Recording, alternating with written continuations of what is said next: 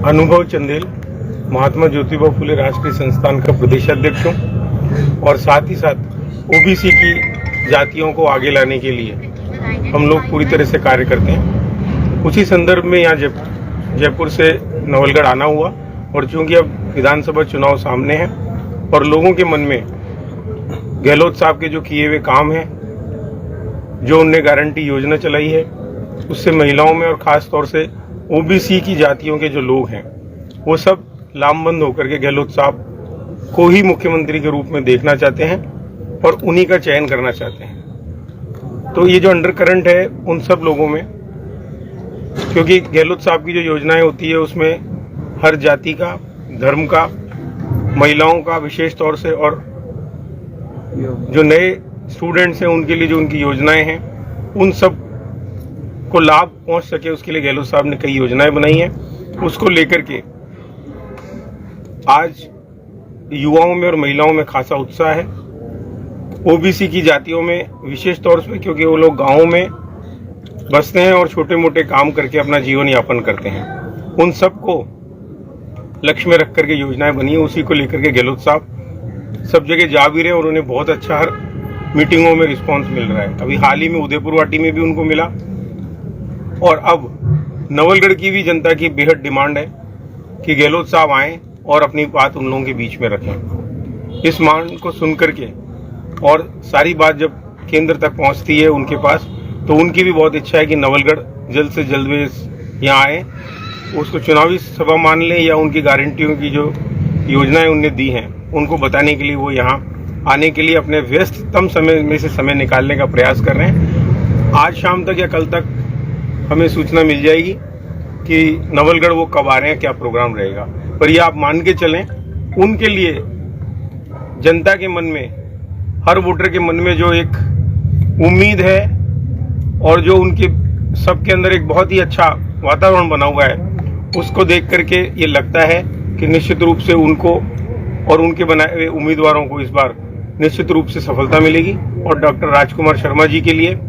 मैं जो देख रहा हूँ यहाँ पर अच्छा खासा उत्साह है। गाँवों में, ढाणियों में भी लोग आगे हो करके, चाहे राजकुमार जी वहाँ पहुँच पा रहे हैं या नहीं पहुँच पा रहे, पर गहलोत साहब की योजनाएं पहुँच रही हैं। इसलिए हर आदमी आज गहलोत साहब को सुनने के लिए और उनको चुनने के लिए आगे से आगे बढ़ के सब कार्य कर रहे हैं। तो निश्चित रूप से जल्दी वे भी हमारे बीच आएंगे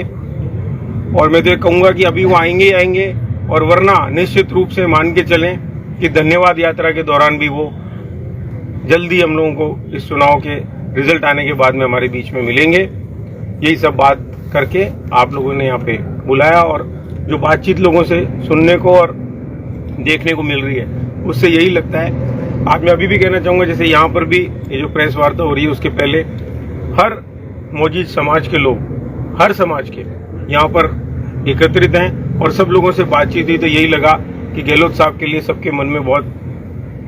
श्रद्धा, उमंग, भाव है। सब जने उनको सुनना भी चाहते हैं। तो हम तो यही कहना चाहेंगे कि उनकी योजनाओं से जो लाभ मिल रहा है और लोगों का जो जुड़ाव हुआ है उससे निश्चित रूप से सब लोग एकजुट होकर के उनके साथ हैं। धन्यवाद। हमारे साथ में ओंकारमल जी सैनी, जो कि पूर्व रिटायर्ड आरएएस रहे हैं और विभिन्न शैक्षणिक संस्थाओं से, खास तौर पे चूंकि आप नवलगढ़ में ही जन्मे, बिसाऊ में बसावा इनका गांव है, वहां से निकल करके और इनने किस तरह से प्रशासनिक सेवाएं में गए और यहाँ के जो खास तौर पे सीकर और झुंझुनू के हर ग्रामीण क्षेत्र के हर जाति के लोगों को मोटिवेशन दे करके कोचिंग क्लासेस जयपुर में शुरू करवाई और सीकर में तो अब जो हब बना है कोचिंग क्लासेस का, उसमें इनकी बहुत भूमिका रही है। तो सारे स्टूडेंट्स इनसे उस वक्त से जुड़े हुए हैं, आज ये सब जगह जा रहे हैं। युवाओं का भी इनको खूब साथ मिल रहा है। साथ ही वरिष्ठ लोगों में हमारे दूपिया जी, छगन लाल जी दूपिया साहब, जो कि आज से नहीं, आज निश्चित रूप से 85 साल की इनकी उम्र है, आज भी ये स्वस्थ हैं और पूरी तरह से गहलोत साहब को इनका भी आशीर्वाद प्राप्त है। तो ये सब जने, और ये मैं कहना चाहूँगा कि इनकी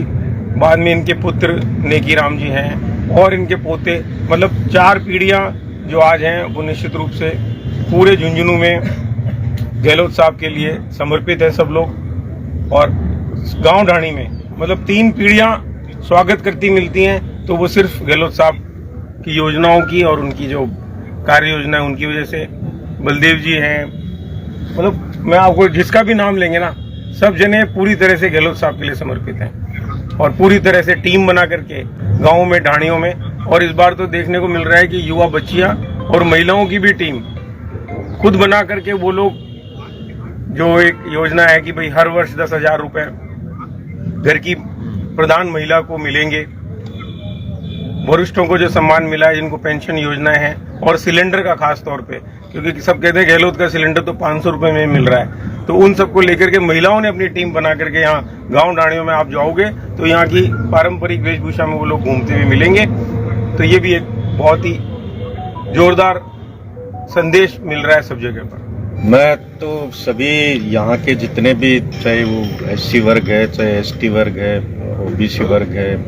अल्पसंख्यक वर्ग है, उनके जो बच्चे हैं, विशेष तौर से जो कोचिंग क्लासेज जिनको बहुत ज़रूरत होती है या कैरियर के लिए जो अपने जयपुर जाते हैं या बाहर जाते हैं, उनसे मेरा सब लगातार जुड़ाव रहा है, नौकरी के दौरान भी और नौकरी के पश्चात भी। तो उन सभी से मैं आज यही अपील करना चाहूँगा कि जिस तरह से गहलोत साहब ने जो जन कल्याणकारी योजनाएं चलाई हैं, उनको देखते हुए और जिस तरह से उन्होंने विकास किया है, विशेष तौर से राजकुमार जी ने बिना किसी भेदभाव के हमारे नवलगढ़ विधानसभा क्षेत्र में जिस तरह से विकास कार्य करवाए हैं पिछले लगातार 10 सालों में, उनको देखते हुए, उनके कार्यों के, उनके सेवा के प्रति समर्पण भाव को देखते हुए दोबारा से उनको जिता के और गहलोत साहब में विश्वास जताएं, यही मेरी अपील है, यही मेरा